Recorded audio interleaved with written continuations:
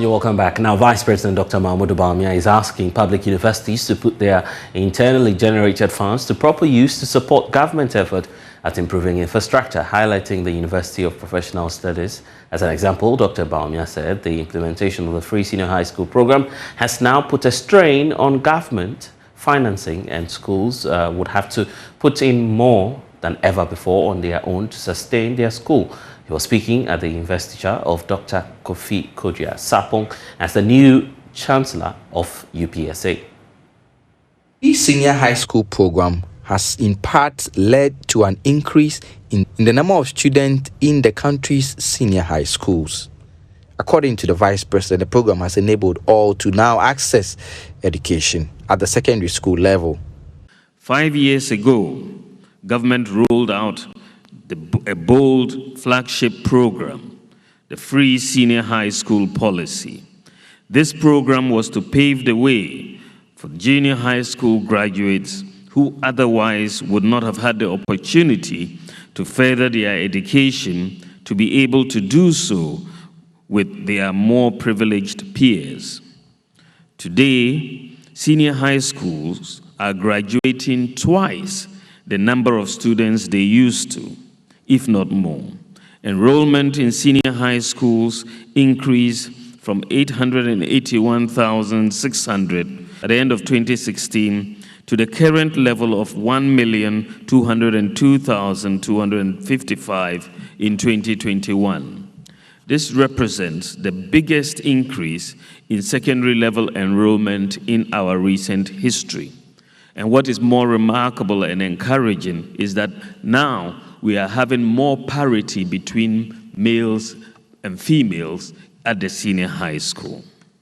Dr. Bawumia was speaking at the investiture of Dr. Kofi Kodua Sapong as the Chancellor of the University of Professional Studies here in Accra.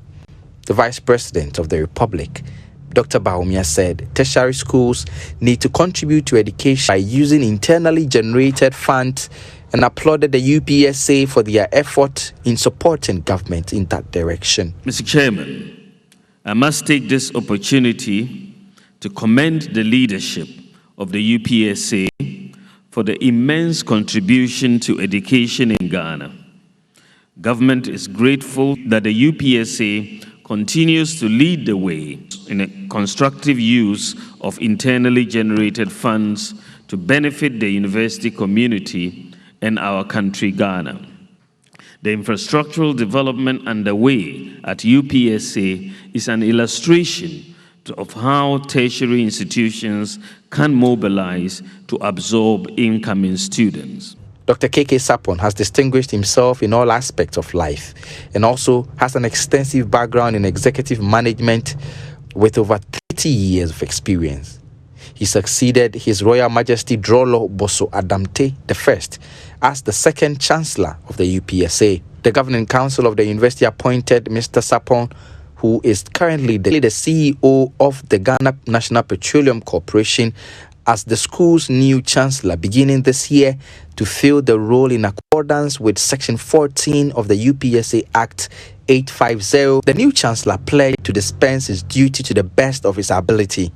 He promised to help set up the Chancellor's Endowment Fund to help support research with a target of 20 million cedis. It's been my policy or objective, so to speak, that wherever I work, I leave a legacy. And here I look at the gap in funding for research. And based on a DFID, the Department for International Development of UK report that I studied, that Ghanaian universities lack funding for research.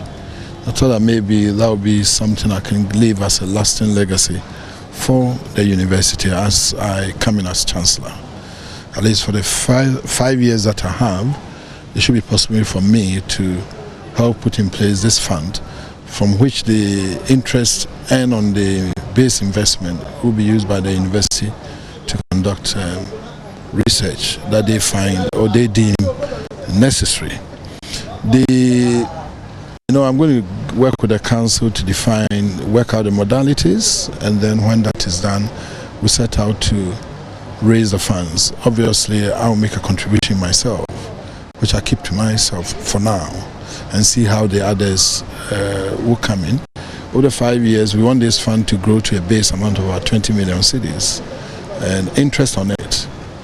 If you look at current interest of maybe 20%, then it will leave about 4 million cedis a year to apply to research if we have the base amount raised from day one. So that is the kind of vision I have in respect of that. Tasha Michelle's report for Joy News.